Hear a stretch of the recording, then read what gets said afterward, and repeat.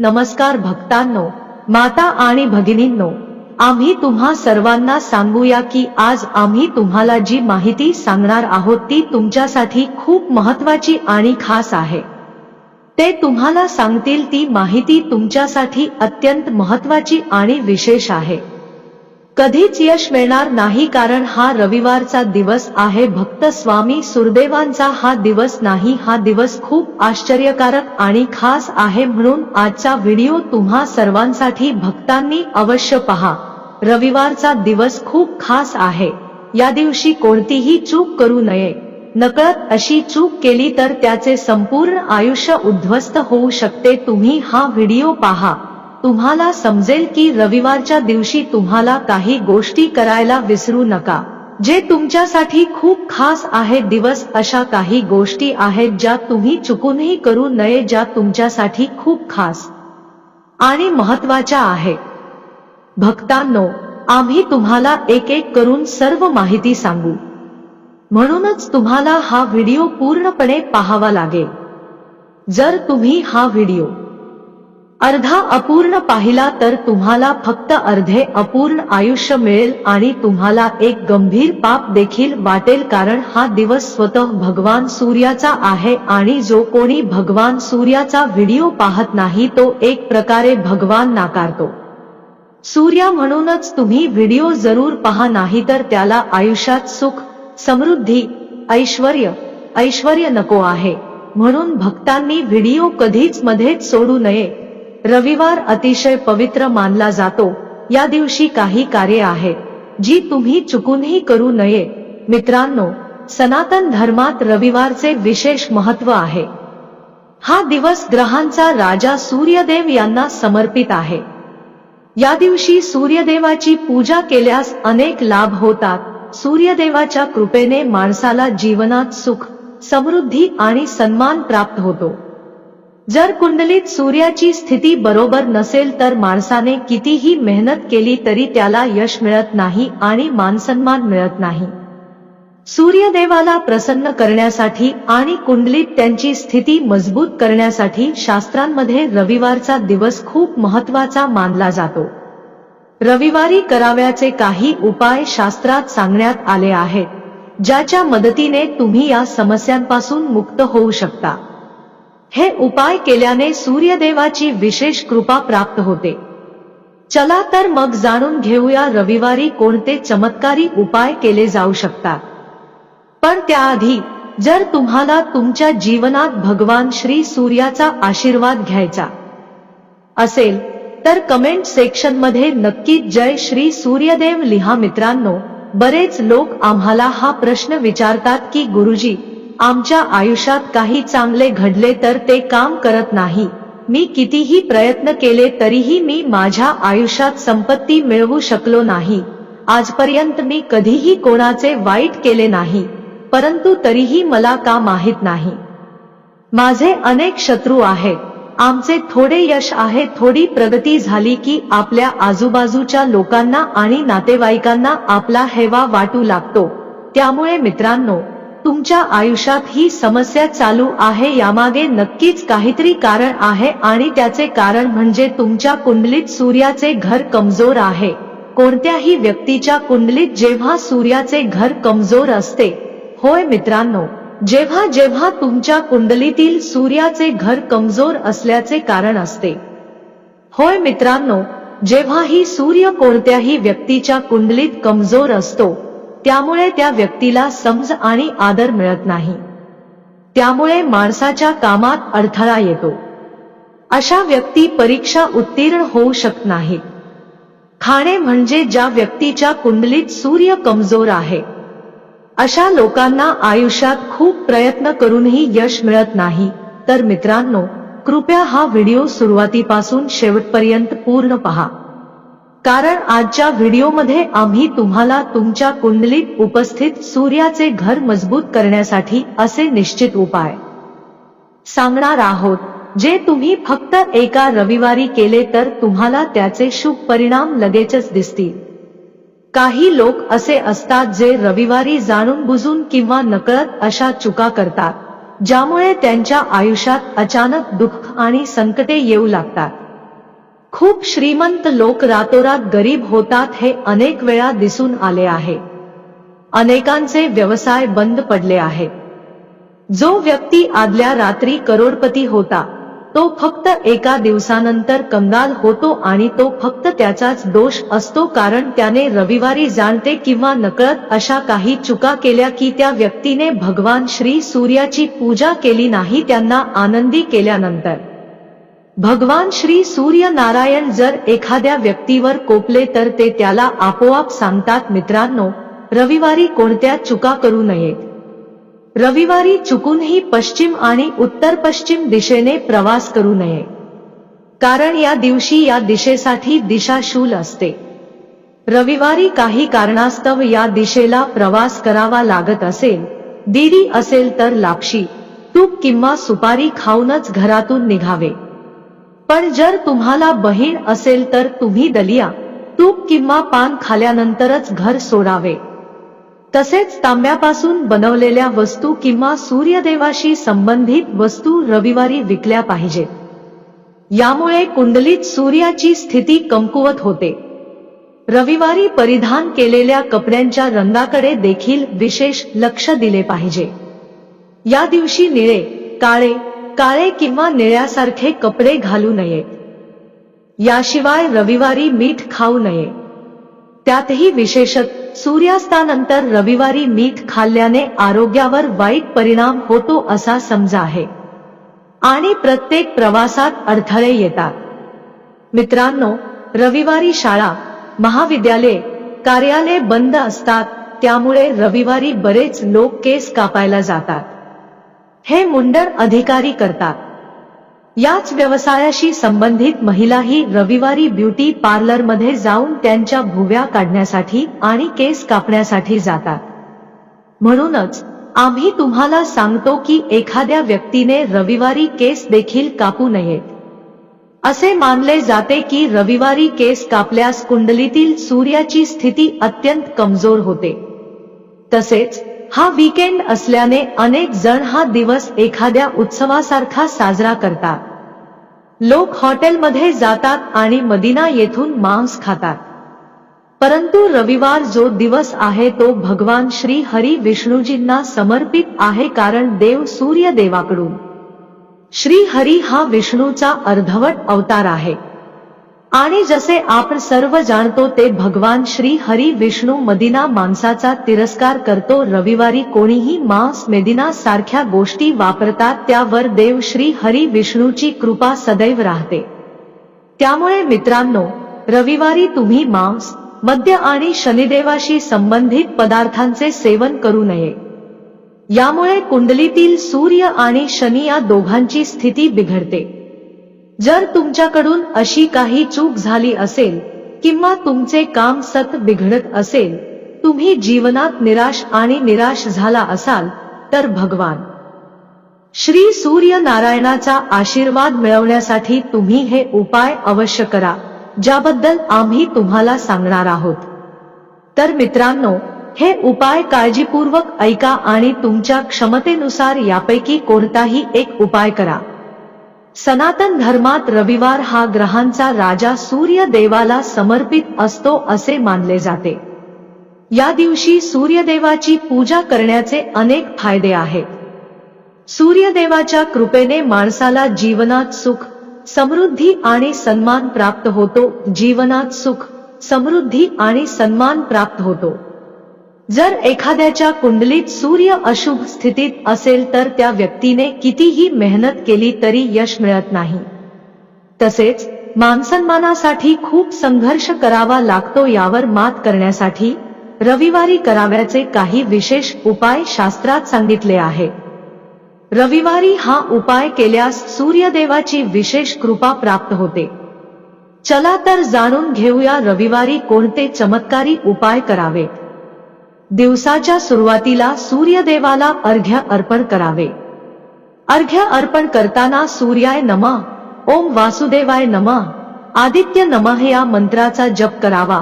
असे केल्याने रविवारी लाल चंदनाचा तिलक लावूनच घराबाहेर पडावे. तुम्हाला मदत करा. तुम्ही कोणत्याही कामासाठी बाहेर जात आहात ते यशस्वी होण्याची शक्यता आहे. रविवारी तुम्ही लाल रंगाचे कपडे घाला. लाल रंगाचे कपडेही घालावे. रविवारी घराच्या मुख्य दरवाजाच्या दोन्ही बाजूला देशी तुपाचे दिवे लावावेत.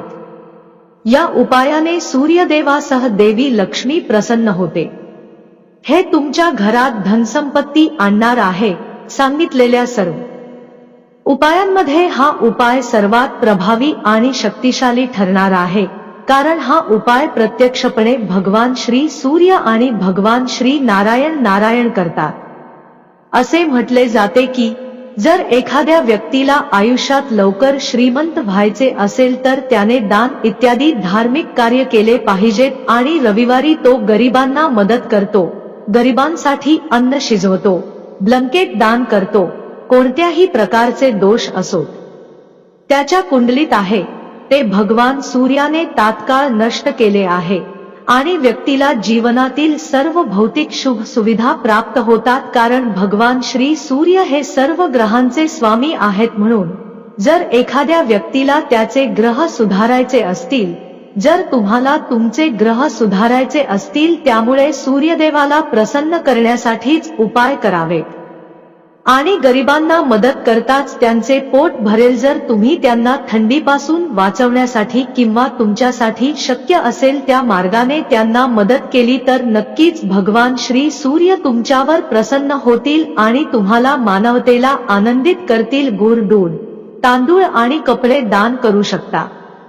असे केल्याने तुमची सर्व कामे पूर्ण होतील. मित्रांनो, आज आम्ही तुम्हाला सांगणार आहोत की माघ महिन्यातील कृष्ण पक्ष एकादशीला भगवान श्री हरी विष्णूची पूजा केल्याने खूप शुभ आणि शुभ दिवस आहे आजच्या दिवशी, आणि फक्त हा एक विशेष उपाय केल्याने मनुष्य जीवन, संपत्ती, समृद्धी आणि आरोग्याने परिपूर्ण राहतो. तर मित्रांनो, जानेवारीला वर्षातील सर्वात मोठी एकादशी कोणत्या दिवशी साजरी केली जाईल हे जाणून घेऊया. कारण यावेळी एकादशी 2 दिवस साजरी केली जाणार आहे. मग या एकादशीचे व्रत कोणत्या दिवशी करावे, हरिद्वारमध्ये एकादशी कधी साजरी होणार, तसेच या दिवशी कोणते पदार्थ खावेत आणि ती कोणती वस्तू आहे जी तुम्हाला देवाला अर्पण करायची आहे, जेणेकरून तुम्हाला भगवान श्री हरी विष्णू आणि माता लक्ष्मीजींचा आशीर्वाद मिळू शकेल. तुम्हाला त्यांचे आशीर्वाद मिळू शकतात आणि तुम्हाला तेही कळेल एकादशी तिथी कोणत्या दिवशी साजरी केली जाईल. एकादशीची कथा आणि पूर्ण पूजा पद्धती तुम्हाला या व्हिडिओद्वारे शिकवले जाईल, पण त्याआधी मित्रांनो, तुम्ही कमेंट बॉक्स मध्ये कमेंट करू शकता. जय श्री लक्ष्मी नारायण कृपया लिहा. यामुळे भगवान श्री हरी विष्णू आणि माता लक्ष्मीजींचा अपार आशीर्वाद तुम्हाला आणि तुमच्या संपूर्ण कुटुंबाला शुभेच्छा. तसेच कृपया टिप्पणी विभागात तुमची राशी चिन्ह लिहा, जेणेकरून आमच्याकडे तुमच्यासाठी काही उपाय असेल ज्याद्वारे तुम्हाला या एकादशीला देवाचे अपार आशीर्वाद मिळू शकतील. त्यामुळे तुमच्या टिप्पणीच्या उत्तरात आम्ही तुम्हाला ते नक्कीच सांगू. आणि आम्ही जी काही माहिती देतो ती पंचांग आणि ज्योतिषशास्त्रावर आधारित आहे. अस्पष्टपणे काहीही सांगितले जात नाही. ना खूप काळजीपूर्वक समजून घेण्याचा प्रयत्न करा. मित्रांनो, येणारी एकादशी ही माघ महिन्याची पहिली एकादशी असेल. सध्या माघ महिना सुरू आहे, जो मनुष्याच्या सर्व पापांचा नाश करणारा महिना आहे असे म्हटले जाते. तसेच मित्रांनो, आपल्या हिंदू धर्मग्रंथांमध्ये या एकादशीचे वर्णन सर्व सुख प्रदायिनी असे केले आहे. जो कोणी या एकादशीचे व्रत करतो त्याला वैकुंठधाम प्राप्तीपर्यंत सर्व सुख प्राप्त होते. पण ही एकादशी विशेषतः स्त्री पुरुष निरोगी, रोगमुक्त जीवन जगण्यासाठी आणि मृत्यूपासून मुक्ती मिळवण्यासाठी पाळतात. मित्रांनो, षटीला एकादशीच्या दिवशी प्रत्येक व्यक्तीने देवाची पूजा करावी. आणि एक खास उपाय आहे जो आम्ही तुम्हाला व्हिडिओमध्ये सांगणार आहोत. तुम्ही तो नक्कीच करा आणि कथा ऐका. तर चला, पूजेची शुभ मुहूर्त कोणती आणि पारणाची वेळ कोणती आणि ती केव्हा करायची, या सर्व गोष्टी आपण एक एक करून जाणून घेणार आहोत. मित्रांनो, सर्वात आधी ष्टला तिथीला सूर्योदयापूर्वी उठावे लागेल. एकादशी म्हणजे ब्रह्ममुहूर्तावर हे काम करावे लागते. नंतर स्नान करून एक भांडे पाण्याचे भांडे भगवान भास्कराला अर्पण करा आणि प्रथम आपल्या पूजास्थानी बसून उपवास करण्याचा संकल्प करा. ठराव करण्यासाठी उजव्या हातात पाणी धरा आणि किमान 1 रुपया जास्त रोख जे काही ठेवायचे आहे ते तुम्ही ठेवा. मग 3 वेळा म्हणा ओम श्री विष्णू, ओम श्री विष्णू, ओम श्री विष्णू. मग तुमचे नाव, तुमचे गोत्र, तुम्ही ज्या जागेवर बसला आहात त्या जागेचा घर क्रमांक घ्या आणि ठराव करा. तुमच्या मोजणीसाठी फ्लॅट नंबर काहीही असेल. मग तुमच्या क्षेत्राचे नाव, शहराचे नाव हे सांगितल्यानंतर हे म्हटल्यावर कृष्ण पक्षातील एकादशीला माघ मास वाचा. तुमची इच्छा पूर्ण होण्यासाठी म्हणजेच सुखी जीवनासाठी किंवा तुमची काही इच्छा असली तरी ती पूर्ण करण्यासाठी तुम्ही हे व्रत पाळण्याचा संकल्प करू शकता. याचा अर्थ तुम्ही तुमच्या अंतःकरणात देवाची प्रार्थना करावी. मी तुम्हाला सांगतो, देवाच्या चरणी अधिक पाणी अर्पण करा, देवाला नमस्कार करा. आता तुम्ही देवाची पूजा कराल. जे कापलेले नाही म्हणजे संपूर्ण फळ जसे की सफरचंद, नारळ, जे काही तुमच्याकडे उपलब्ध आहे ते न कापता ते गंगाजलाने शुद्ध करा आणि त्यात थोडे गंगाजल घाला. तुमच्याकडे भगवान श्री हरींचे चित्र किंवा मूर्ती कोणत्याही स्वरूपात असली पाहिजे. मग ती मूर्ती ठेवा. तसेच माऊली सुपारी, लवंग, वेलची सुपारी असेल तर ते आणखी चांगले होईल. आणि या सर्व वस्तू तुम्ही देवाला धूप, दीप, फुलांच्या माळा, नैवेद्य या स्वरूपात अर्पण करण्यासाठी सजवून ठेवल्या आहेत. त्यापैकी तुम्हाला देवालाही बोलावावे लागेल, ज्याला आपण प्राणप्रतिष्ठा म्हणतो. म्हणून प्राणप्रतिष्ठेसाठी प्रथम सर्वांचे देव येतात. चित्र बसवायचे असते. ती जागा शुद्ध करा. मग ज्या भांड्यात गंगाजल मिसळले असेल त्या भांड्यात पाणी शिंपडावे. त्यामुळे ती जागा शुद्ध होईल. मग त्या ठिकाणी झेंडूची फुले ठेवा. एक प्रकारे ते फूल तुम्हाला देवाचे आसन देत आहे. ते पूजेसाठी आसनाच्या स्वरूपात आहे. प्रथम देवाची पूजा करा. म्हणजेच 3 वेळा पाणी दिल्यानंतर तिलक लावावा. ते अखंड लावा. त्यांना फुलांचा हार घाला आणि त्याच वेळी पुष्प अर्पण करा. अगरबत्ती दाखवा, तुपाचा दिवा दाखवा. तुम्हाला हा दिवा उचलण्याची गरज नाही. दिवा लावण्यापूर्वी आसन म्हणून तांदूळ किंवा फुले ठेवा. तुम्ही दिवा वर ठेवता कारण तो खाली ठेवल्याने दिव्याचा अपमान होतो आणि एक प्रकारे दिवा तुमच्याकडून केलेल्या पूजेचा साक्षीदार होतो. त्यामुळेच हा दिवा उचलावा लागत नाही. आरतीसाठी आपण दुसरा दिवा वापरू. दिवा लावा आणि जे काही मिठाई असेल ते नैवेद्य म्हणून देवाला अर्पण करा. फळ असेल तर अर्पण करा आणि काही नसेल तर साखरेचे काही दाणे घेऊन नैवेद्य म्हणून देवाला साखरेचा अर्पण करा. पण कापलेले फळ जरूर अर्पण करा. ओम नमो भगवते वसुदेवे या मंत्राचा अनेक वेळा जप करावा. त्यानंतर आपली इच्छा पूर्ण करण्यासाठी सुपारी तयार करावी लागेल. यासाठी सर्वप्रथम सुपारी घ्या. मग त्याची काठी फोड. नंतर त्यात 2 लवंगा, 2 वेलची आणि 1 सुपारी ठेवा आणि नंतर त्याचा बीडा बनवून देवासमोर ओम नमो भगवते वसुदेवाय मंत्राचा 11 वेळा जप करून आपली इच्छा भगवंताला सांगावी. उदाहरणार्थ, जर तुम्ही सुखसमृद्धीसाठी पूजा करत असाल तर मनातल्या मनात देवाची प्रार्थना करा आणि त्यानंतर व्हिडिओच्या शेवटी बिदा भगवानांनी सांगितले आहे तर तुम्ही ते जरूर ऐका. ठीक आहे. कथा ऐकल्यानंतर तुम्ही देवाची प्रार्थना कराल. आरती केल्यानंतर फळे अर्पण कराल. सर्व लोकांमध्ये प्रसादाचे वाटप करणार. लक्षात ठेवा, आज तुला काही खाण्याची गरज नाही. हा या व्रताचा सर्वात महत्त्वाचा नियम आहे. ते एक परिपूर्ण नियम आहे.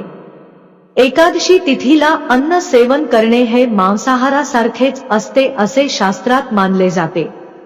चला मित्रांनो, आता आपल्याला आणखी काही नियम माहित आहे ज्याचे तुम्ही पालन केलेच पाहिजे। तर शतीला एकादशीच्या दिवशी तुळशीची पूजा करावी आणि या उपवासाने तुळशीची पूजा करावी यशस्वीरित्या पूर्ण मानले जाईल। आज तुम्हाला काहीही स्वीकारण्याची गरज नाही हे तुम्हाला माहित असेल, पण जे उपवास करत नाहीत त्यांनीही या दिवशी भाताचे सेवन करू नये। भात वर्ज्य आहे। उपवास करणाऱ्यांनी फळेच खावीत, जसे की तुम्ही बकव्हीट किंवा वॉटर चेस्टनट पासून बनवलेले कोणतेही पदार्थ खाऊ शकता। म्हणजे पुरी बनवायची, लोक पाकड्या बनवतात आणि खीरही बनवतात, पण लक्षात ठेवा की त्यात असलेले मीठ वापरले जात नाही, मिरची वापरली जात नाही। उपवासाच्या वेळी काळी मिरी किंवा खडे मीठ वापरण्यासही मनाई आहे आणि चुकूनही या दिवशी मांस किंवा अल्कोहोल सारखे तामसिक पदार्थ खाऊ नयेत। आज तुम्ही फक्त साधे अन्न खावे, मांसाहार व तामसिक पदार्थ टाळावे। उपवास करणाऱ्यांनी आपला दिवस भगवान श्री हरींच्या चरणी एकाग्र करून घालवावा। सुखशांतीचे वातावरण असावे, दुःखाचे वातावरण असू नये, कोणाशीही अपशब्द बोलू नये, भावना नसावी, कोणाचाही द्वेष ठेवू नका। देवाचे कीर्तन गाऊन सभ्यतेने दिवस घालवू, कारण भगवान श्री हरींना कीर्तनाची खूप आवड आहे। जे कीर्तन करतात त्यांच्यावर भगवंताचा कृपा वर्षाव होतो। या मित्रांसह या एकादशीला ब्रह्मचर्य पाळावे। ब्रह्मचर्य होती दशांती, म्हणजेच जेव्हाही तुम्ही उपवास करत असाल तुम्ही निश्चितपणे ब्रह्मचर्य संकल्पाचे पालन केले पाहिजे आणि उपवास मोडेपर्यंत ब्रह्मचर्य पाळले जाईल। आपण सर्व एकादशीला सांगतो की हा नियम आहे, हा एक अत्यावश्यक नियम आहे। जे विवाहित आहेत किंवा विवाहित आहेत त्यांनी हे देखील लक्षात ठेवावे की त्यांनी ब्रह्मचर्य पालन करून हे व्रत पूर्ण करावे हो। अशा प्रकारे पारणासाठी दुसऱ्या दिवशी सूर्योदयापूर्वी उठावे। पारणाची पद्धत काय आहे याबद्दलही बोलू, आणि पारणाच्या दिवशी तुम्हाला काय करायचे आहे ते म्हणजे सर्वप्रथम तुम्ही भगवान सूर्याला पाण्याचे भांडे अर्पण करा। या पाण्याच्या एका भांड्यात अखंड लाल फुले अर्पण करा। नंतर देवावर 3 वेळा पाणी शिंपडावे। पाणी शिंपडल्यानंतर देवाला तिलक लावावा। तिलक लावून अक्षता लावा, माळा फुले, धूळ दाखवा, अधिक प्रकाश दाखवा, दिवा दाखवून देवाला पारण अर्पण करा। पिवळा तांदूळ देवाला अर्पण करावा।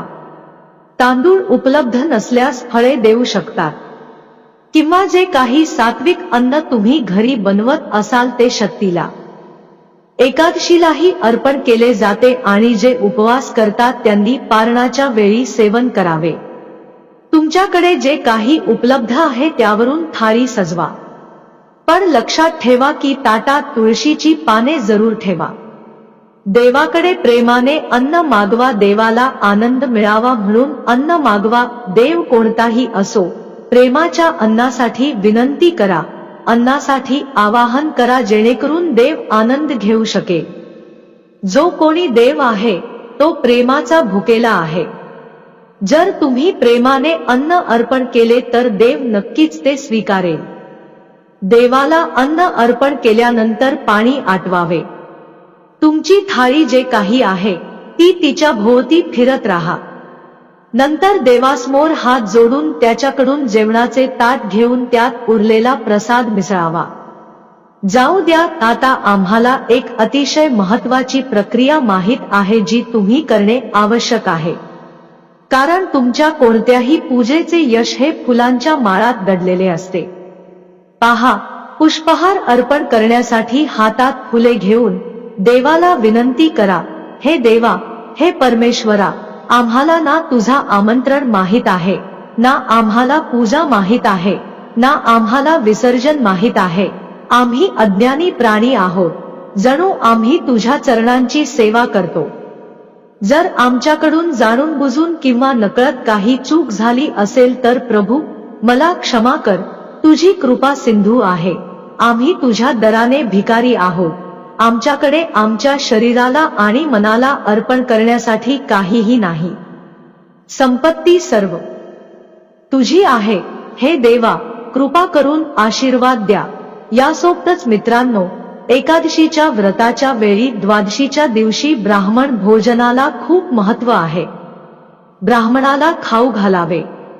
जर तुम्ही अन्न खाऊ शकत नसाल तर तुम्ही ते दान करावे. ठीक आहे, बरोबर.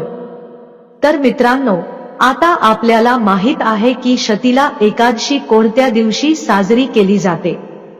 मित्रांनो, ग्रीक पंचांगानुसार माघ महिन्याच्या शुक्ल पक्षातील एकादशी तिथी जानेवारी रोजी संध्याकाळी वाजता सुरू होईल आणि दुसऱ्या दिवशी जानेवारी रोजी रात्री वाजता समाप्त होईल. शतीला एकादशी जानेवारी रोजी शनिवारीच साजरी केली जाईल.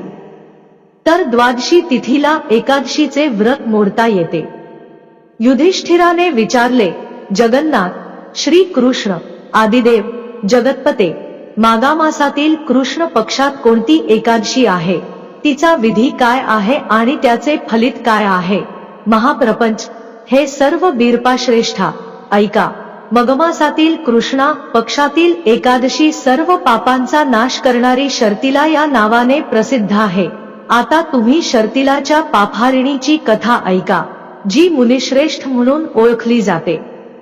पुलस्त्य यांनी दल्भेला सांगितले होते.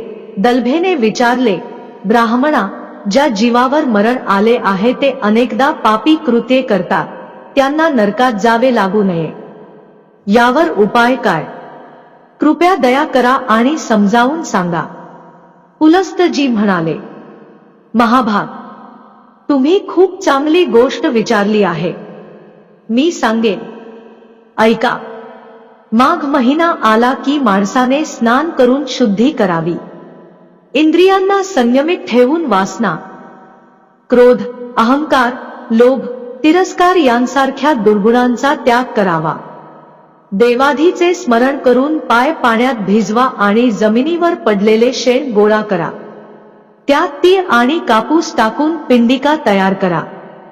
त्यानंतर मार्गात आराध किंवा मूल नक्षत्र दिसू लागल्यावर कृष्ण पक्षातील एकादशीचे नियम पाळा. तांघोळ करून शुद्ध व्हा आणि शुद्ध भावनेने भगवान विष्णूची पूजा करा. काही चूक झाल्यास श्रीकृष्णाच्या नावाचा उच्चार करावा. रात्री जागरण व होम करावे. शंख, चक्ती आणि गदा धारण करणाऱ्या भगवान श्री हरींची चंदन, अर्गजा, कापूर, नैवेद्य इत्यादी पदार्थांनी पूजा करा. त्यानंतर भगवंताचे स्मरण करून श्रीकृष्णाचे नामस्मरण वारंवार करून कुऱ्हाडे, नारळ किंवा बिजोर या फळांनी देवाची पूजा करावी व अर्घ्य द्यावे. इतर सर्व साहित्याअभावी पूजा आणि अर्घ्य 100 सुपारी घेऊनही करता येते. अर्घ्याचा मंत्र पुढील प्रमाणे आहे. कृष्ण कृष्ण कृपलुस्त्वा मागतीनाम गतिर्भव संसार वै मन्नाम प्रसिद्ध पुरुषोत्तम नमस्ते पुंद्री कक्ष नमस्ते विश्वभवन सुब्रहण्य नमस्ते स्तु महापुरुष अंजवा ग्रहण्यम माया दत्तम लक्ष्मया साहा. कृष्णा जगत स्वरोपचारा तू कृपा आहेस. कृष्णा जगत स्वरोपचारा आहेस. आम्हाला आश्रय होय पुरुषोत्तम. आम्ही संसार सागरात बुडतो, तू आमच्यावर आहेस. हे माझ्या कमळाचे डोळे, तुला नमस्कार. जगाचा आत्मा, तुला नमस्कार. सुब्रह्मण्य, महापुरुष, सर्वांचे पूर्वज, तुला नमस्कार. विश्व संबोधन, लक्ष्मीजींसह मी दिलेल्या अर्थाचा स्वीकार कर आणि मग ब्रह्मदेवाची पूजा कर. भरपूर पाणी दान करा. 1 छत्री, चपला आणि 1 घोंगडी दान करा. हे सांगा, या दानाद्वारे भगवान श्रीकृष्ण माझ्यावर प्रसन्न होऊन तुमच्या क्षमतेनुसार 1 काळी गाय दान करा. ते करा. द्विज, मोठ्या विद्वानानेही तीळ भरलेले भांडे दान करावे. त्या तीळ पेरून जितक्या फांद्या निर्माण होतील तितक्या 1000 वर्षांसाठी स्वर्गात दान करावे आणि तीळ अन्न म्हणून वापरावे. अशा प्रकारे विविध कार्यात तिळाचा वापर करून सर्व पापांचा नाश करणारी या एकादशीला शतीला म्हणतात. यासोबतच मित्रांनो, आपल्या हिंदू धर्मग्रंथांमध्ये एकादशीच्या दिवशी गाईला भाकरी खाऊ घालण्याची विशेष परंपरा आहे. तर आता मातेला रोटी कधी खायला द्यावी आणि कोणत्या प्रकारची रोटी खायला द्यावी हे देखील जाणून घेऊया। त्यामुळे गायीशी संबंधित उपायही तुम्ही जाणून घ्या आणि एकादशीच्या दिवशी एकदा अशा प्रकारे मातेला रोटी खाऊ घालावी। यातून तुमची इच्छा काहीही असली तरी ती लगेच पूर्ण होते। गायीला काठीने मारहाण करून तिच्यावर पाणी टाकल्यानंतर ती उचलून घेतल्याने मनुष्य पापी होऊन पुढील जन्मात भटकावे लागते। आणि त्याच बरोबर शास्त्रात सांगितले आहे की जे गायींची सेवा करतात आणि त्यांना चारा देतात आणि त्यांची चांगली काळजी घेतात त्यांच्या जीवनातील सर्व मनोकामना पूर्ण होतात। मित्रांनो, कोणीही दुधाची धुलाई आणि ग्रहण करणारा देखील बनू शकतो। त्याचबरोबर गायी किंवा बैलाच्या ढिगायावर बसू नये असे शास्त्रात सांगितले आहे। त्यांच्या पाठीवर बसणे पाप मानले जाते। अशा लोकांना नरकयात्रा सहन करावी लागते। देवाच्या अंशातून निर्माण झालेली एकमेव नदी म्हणजे गायवंश, ज्यावर स्वतः महादेव आणि महादेवी स्वार होतात। कारण नंदीने स्वतः महादेवाचे वाहन होण्याचे स्वेच्छेने मान्य केले होते। आणि त्याचबरोबर शास्त्रात गाय दानाला खूप महत्त्व दिले आहे।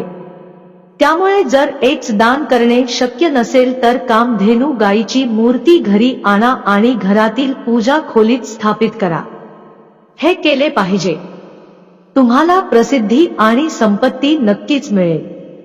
तसेच मित्रांनो, एकादशीच्या दिवशी तुम्ही विशेषतः गोठ्यात जाऊन मातेला गुरचना प्रसाद खाऊ घालावा। तसेच नियम करून जरी तुम्हाला दररोज गोठ्यात जाता येत नसेल तर महिन्यातून एकदा तरी गोठ्यात जाण्याचा नियम करा। असे केल्याने तुमच्यावर भगवान श्रीकृष्ण आणि श्री लक्ष्मी नारायण यांची विशेष कृपा होईल। जर तुम्हाला शुभ परिणाम मिळवायचे असतील तर हा उपाय करा। मित्रांनो, तुम्हाला व्हिडिओ आवडला असेल तर लाईक करा आणि तुमच्या मित्रांसोबत शेअर करा।